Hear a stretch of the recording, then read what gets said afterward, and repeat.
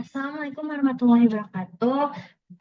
Saya Nelansa Bahri dengan NIM 1706623095 dari kelas S1 Akuntansi B.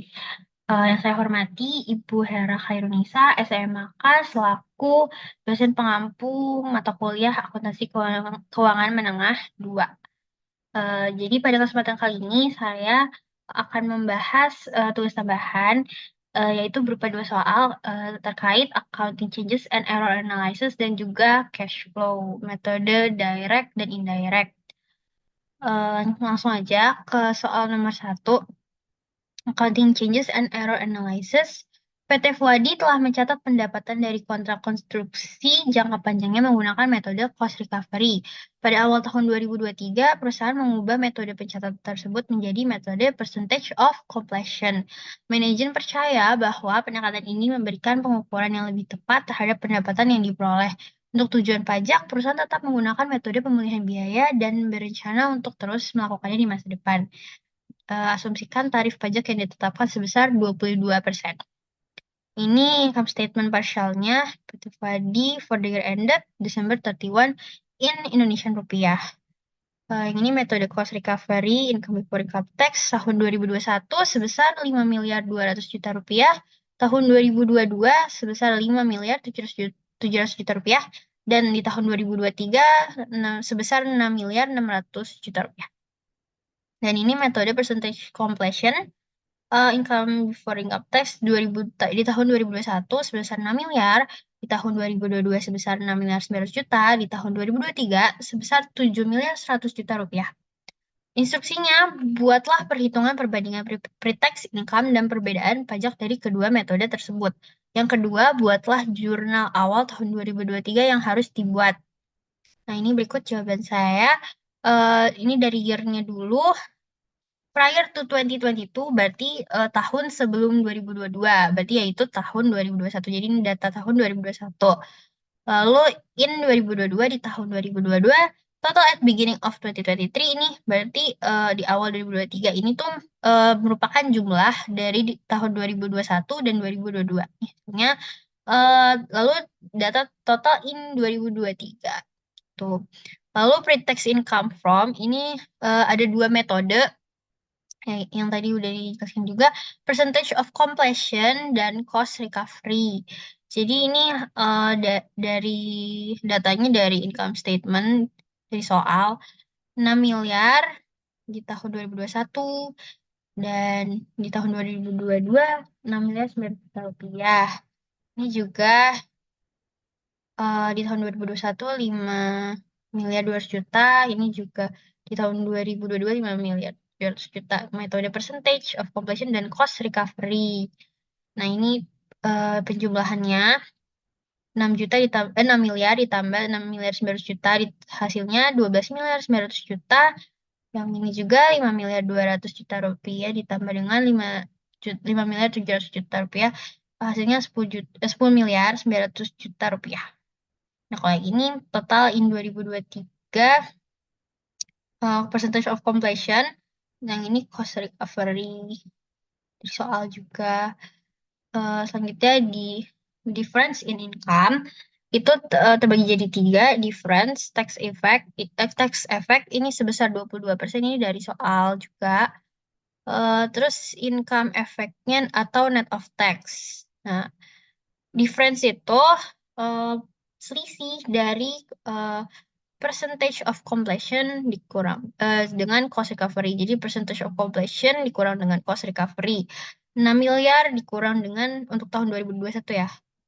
Ini 6 miliar dikurang dengan 5 miliar 200 juta rupiah. Hasilnya 800 juta rupiah. Di tahun 2022 6 miliar 900 juta dikurang dengan 5 miliar 700 juta. Hasilnya 1 miliar 200 juta. Terus selanjutnya ini juga total beginning of 2023 sama juga 12 miliar 900 juta dikurang 10 miliar 900 juta hasilnya 2 miliar. Dan total in 2023 7 miliar 100 juta dikurang dengan 6 miliar 600 juta hasilnya 500 juta. Lalu yang tax effect 22%, ini perhitungannya jadi 22% dikalikan dengan difference atau selisihnya tadi. 22% dikalikan dengan 800 juta untuk tahun 2021, ini jadi 176 juta. Lalu untuk tahun 2022, ini 22% dikalikan dengan 1.200.000.000, hasilnya 264.000. Lalu ini penjumlahannya 800 juta, 176 juta ditambahkan dengan 264 juta, hasilnya 440 juta. Total in 2023-nya 110 juta. Lalu selanjutnya itu income effect atau net of tax. Ini di tahun 2021 624 juta. Ini dapatnya itu dari difference-nya dikurang dengan tax effect sebesar 22%-nya. Jadi ini dikurangi, hasilnya ini. Begitu juga di tahun 2022, 1.200.000.000 dikurang dengan 264 juta, hasilnya 936 juta. Nah, ini jumlahnya setelah beginning of 2023, hasilnya 1.560 juta.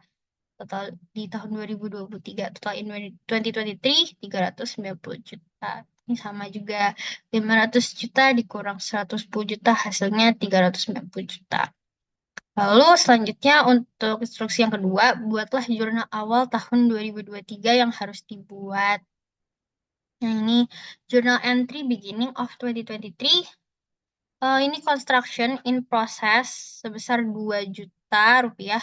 Ini dapat dari difference in income-nya. Jadi ini difference-nya yang dicatat ya. Terus deferred tax liability dikredit sebesar 440 juta rupiah. Itu juga dari tax effect-nya yang 22% itu segini 440 juta. Lalu retained earnings juga dikredit sebesar 1.560 juta. Ini income effect atau net of tax ini. Jadi yang dipakai untuk jurnal entry beginning of 2023 yang ini. Tuh. Selanjutnya lanjut ke soal nomor 2, cash flow. Berikut soalnya, Toby Z NV merupakan perusahaan dagang alat-alat rumah tangga. Berikut adalah data-data keuangan perusahaan tersebut. Toby Z NV income statement for the year ended November 30, 2025. Sales revenue 7.500.000. Ini dalam euro. Semuanya cost of goods sold, beginning inventory sebesar 1.900.000, purchases 4.400.000, goods available for sale, ini berarti jumlahnya 6.300.000, ending inventory-nya sebesar 1.400.000. Total cost of goods sold atau COGS ini berarti selisihnya kan berarti jadi 4.900.000 ini selisih ini. Terus gross profit-nya diselisihkan dengan sales revenue dikurang dengan total cost of goods sold atau COGS, hasilnya 2.600.000. Lalu operating expense-nya sebesar 1.150.000. Net income-nya sebesar 1.450.000 ini hasil dari ini. Selanjutnya additional information. Yang pertama, accounts receivable increase 200.000 during the year and inventory decrease 500.000. Yang kedua, prepaid expense increase 175.000 during the year. Yang ketiga, accounts payable to suppliers of merchandise decrease 340.000 during the year. Yang keempat, accrued expenses payable decrease 105.000 during the year. Yang terakhir, operating expenses include depreciation expense of 85.000. Lalu instruksinya A, susunlah laporan arus kas 2025. Parsial bagian operasi secara indirect, metode indirect. Lalu yang B, susunlah laporan arus kas 2025 parsial bagian operasi direct. Langsung aja ke jawabannya. Toby ZNV ini yang A. Toby ZNV statement of cash flow partial metode indirect atau metode tidak langsung for the year ended November 30, 2025 dalam euro. Cash flow from operating activities net income-nya 1.450.000. Ini dapat dari sini, dari income statement-nya. Terus selanjutnya adjustment to reconcile net income to net cash. Jadi ini ada penyesuaian untuk merekonsiliasi net income jadi net cash. Increase in account receivable. Ini minus 200.000 dari sini, dari additional information-nya. Terus ya selanjutnya decrease in inventory sebesar 500.000. Ini juga dari additional information, inventory decrease 500.000. Selanjutnya increase in prepaid expense minus 175.000. Ini dari additional information juga, yaitu prepaid expense increase 175.000 during the year. Selanjutnya decrease in account payable minus 340.000. Itu juga dari additional information-nya ya. Dari accounts payable to suppliers of merchandise decrease 340.000 during the year. Lalu decrease in accrued expense payable minus 105.000. Ini dari accrued expense payable decrease 105.000 during the year. Terus selanjutnya ada depreciation sebesar 85.000. Dari sini juga. Operating expense include depreciation expense of 85.000.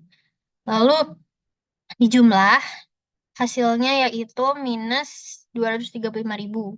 Lalu net cash provided by operation activities ini dijumlah dari hasilnya ini, dari adjustment ini ditambah dengan net income. Net income ditambah dengan ini, segini hasilnya jadi 1.215.000. Selanjutnya yang B, susun laporan arus kas tahun 2025 partial bagian operasi direct. Jadi metode direct method secara langsung.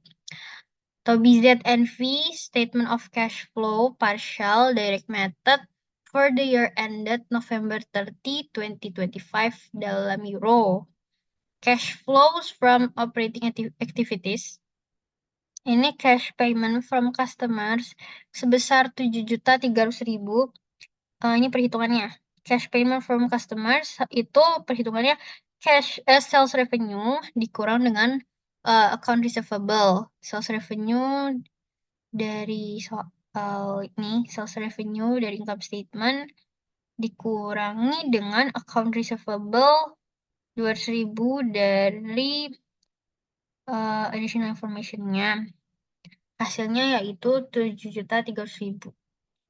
Selanjutnya cash payment to suppliers sebesar 4.740.000. Ini perhitungannya seperti ini.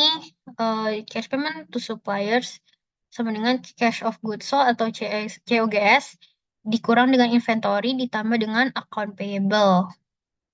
4.900 COGS-nya nih dari income statement dikurangi dengan inventory 500.000 dari sini. Selanjutnya ditambah dengan 340.000 account payable yang 340.000 itu juga dari additional information-nya. Hasilnya 4.740.000. Lanjut, cash payment from operating expenses yang yaitu sebesar 1.345.000. Ini hasilnya perhitungannya seperti ini. Cash payment from operating expenses operating expense sebesar 1.150.000 dari sini, dari operating expense dari income statement-nya ditambahkan dengan prepaid expense sebesar 175.000. ditambah dengan 100 accrued expense sebesar 105.000. Nih, dari additional information juga dikurangi dengan depresiasi, depreciation-nya minus dikurang dengan 85.000 depreciation-nya. Nih, dari additional information juga. Jadi di total hasilnya adalah 1.345.000.